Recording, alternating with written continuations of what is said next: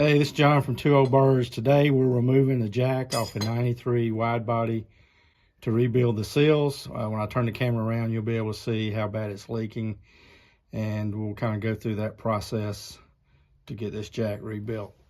You can see it's been leaking oil pretty bad the last couple of trips, so we're going to take it out. A couple of things you have to do to remove this jack, and it's kind of dark in here, so I'm not sure if you can see these. You remove these two big hinge bolts from both sides.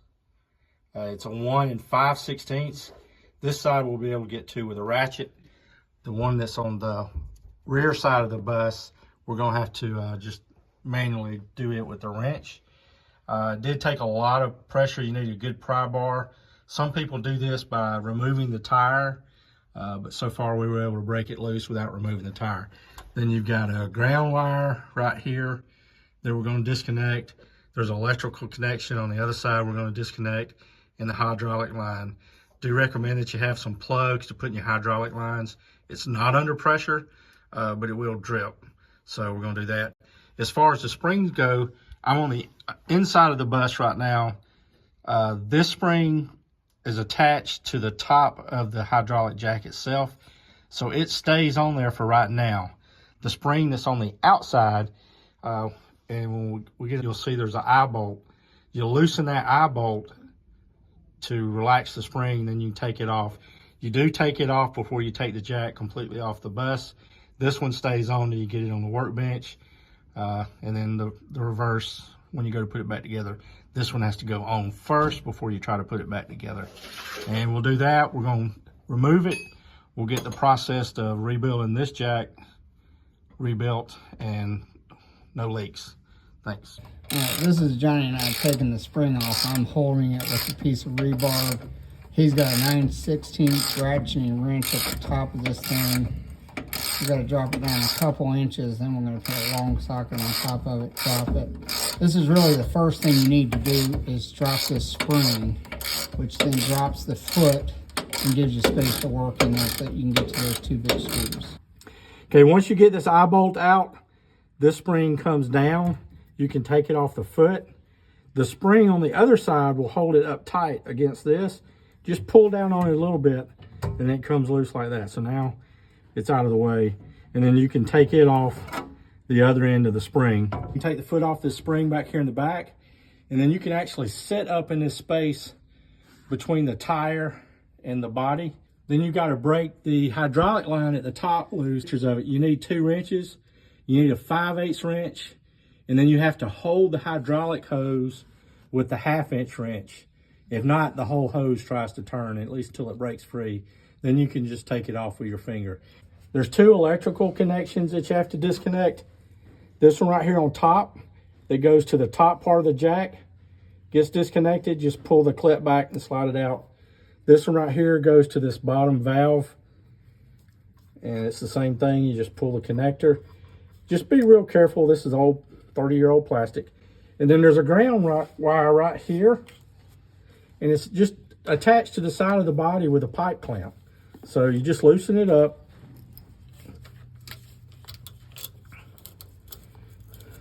And slide it out. We'll clean that up, make sure we got a good ground when we put this all back together. But now, our next step is to remove these 2 large bolts that holds the entire body in place. Okay, removing these 2 bolts that bolt directly into the hydraulic jack. This one on the back side of the bus, you have to do with a open end wrench once it gets so far out, so your wrench doesn't get stuck on there. This side, we use the impact to break it loose, and then we'll take it off. But we're going to take this one completely out first, because when we do, it gets a little hard to hold the jack up and remove this one. It's easier to remove this front one under pressure than it is this back one. Okay, with the jack out, now we're just going to take the jack apart. Okay, to get the jack apart, there's really only one nut that holds it together. It is a tough nut to get off. You will need to use some heat, PB blaster, a wrench, an impact wrench, and a large flat blade to hold the rod still. But once you get it loose, it will come right apart real easy. Okay, now we're gonna repair the jack. As you can see here, the seal was pretty dry rotted and that's why it started leaking. All right, so there's a seal, a wiper, and then there'll be 2 O-rings that we'll also put on the end of this that go right here. I guess the wiper goes first. These are these are just O-rings that go around this little piece right here. Okay. He's just pulling that seal out. Yeah. Okay, the cylinder has a 2 3/4 inch rod seal and a 2 3/4 inch wiper that goes on the edge on the outside of the barrel. When you're removing those O-rings, make sure to use O-ring tools so that you don't scratch the metal, which could possibly cause a leak. And then also use an O-ring tool to put the O-rings back on so that you don't roll the rings and create some kind of twist, which will also limit its ability to be effective.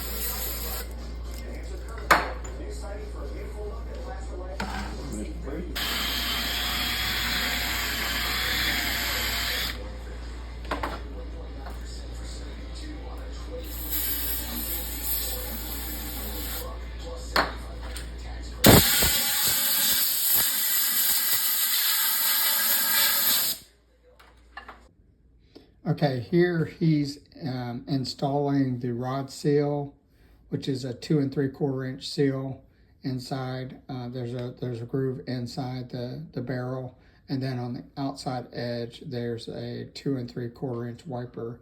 In this case, he actually just made that out of a 3-inch wiper because he didn't have a 2 3/4 inch wiper. It doesn't do any sealing, so that's fine. It can be easily made out of the sealing or the wiper material. Okay, the next step is to actually install the cylinder inside the barrel. And when we do that, we want to make sure we lubricate the barrel and the cylinder. And then as we're going to put the cylinder in the barrel, let's line it up straight, gently tap it to get it started and get it past the seal. And then we can push that in. The cylinder actually does have a long bolt-like rod that's inside of it that actually will come out the top of the jack. So once that's there, we can put the 1 5/8 nut back on and use the wrench, the impact wrench, to tighten it down, and then we'll be ready to test it. A little test on here, put a little air in there.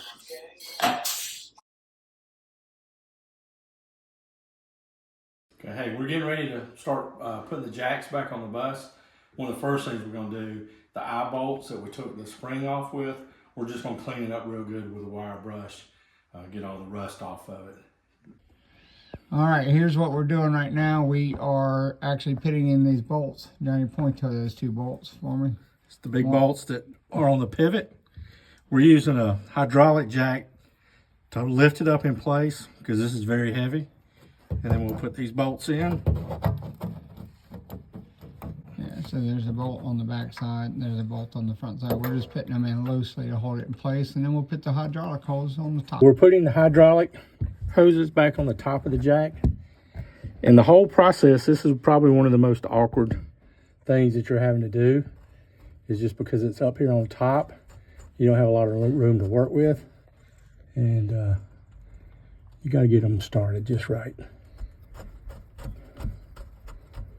That's where the hydraulic line attaches to the top of the jack, right there on the side. When you look at the pictures of the jack, you can see the little adapter on the side of the jack. It's a hydraulic hose that comes from the bus down to that hydraulic jack. It's a 5/8 hose in with a 1/2 inch flex on the flexible part, swivel part. The swivel part, and then a 1/2 inch wrench to hold it so that it doesn't twist the hose. Okay, there we go. Okay, we finished tightening up the hydraulic hose, and now we're going to work our way down to the springs so it's easier to work your way down. So we want to start by hooking up your electrical connections. And again, you had one on top, one on the bottom. You just line them up, make sure they snap and lock back in place. There's really no way to get them confused just because of the way they're attached to the bus. And then once you get that, you can lay back down on your back. It's time to hook up the spring and the foot. Okay, there's really a third electrical connection, if you call it that. It's actually the ground. And we just sanded a good bare spot here on the cylinder. Cleaned up this contact right here. And it gets clamped on with this C-clamp right here. So it doesn't screw in, it just fits between the clamp and the jack itself. Yep. And again, part of the process of working your way down is tightening up these hinge bolts. We used a hydraulic jack to lift it in place. Then we just got them in finger tight so we can move it around as we needed. It's easier when you can move this a little bit to get your hydraulic line locked up. We're going to tighten these up good and tight before we put this spring, the eye bolt, spring, and the foot back on. Okay, now we've reattached this eye bolt, and we only threaded it in enough where it doesn't fall off. And we're getting ready to attach the foot.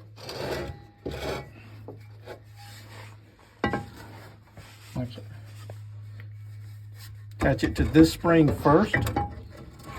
And sometimes you gotta try to maneuver it. And then unless you got brand new springs, you should be able to pull it down and over that to lock it in place. All right, and we'll put that spring on there. I've got to stop recording here because I got to help him hold the foot up to attach the spring. All right, so I put a 2x4 here to help lift this side up so Johnny could attach up there. If you're working on this by yourself, you may need to put a jack underneath this side of this just to raise it up and make it easier to hook to the top there. What he's going to do now is he's going to just tighten this tensioner eye bolt up here. All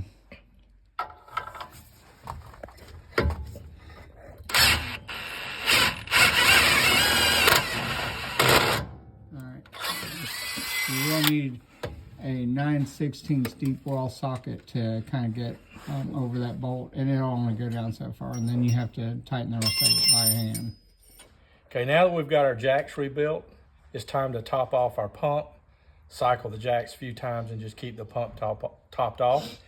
Now, if you've never found your hydraulic pump and always wonder where it's at, in a wide body, it's under the second step. You should have some sort of cover. I've got rubber step treads. There's a steel plate that went on top of it, and then they had a wooden block to keep it level with the rest of the floor. Hopefully, whoever's redone your bus, if the floor's ever been done, then you get carried away and make it something that's extremely difficult to get to and left this hatch easily accessible. This one I did have to take off a piece of trim, just 3 screws, and it was no problem.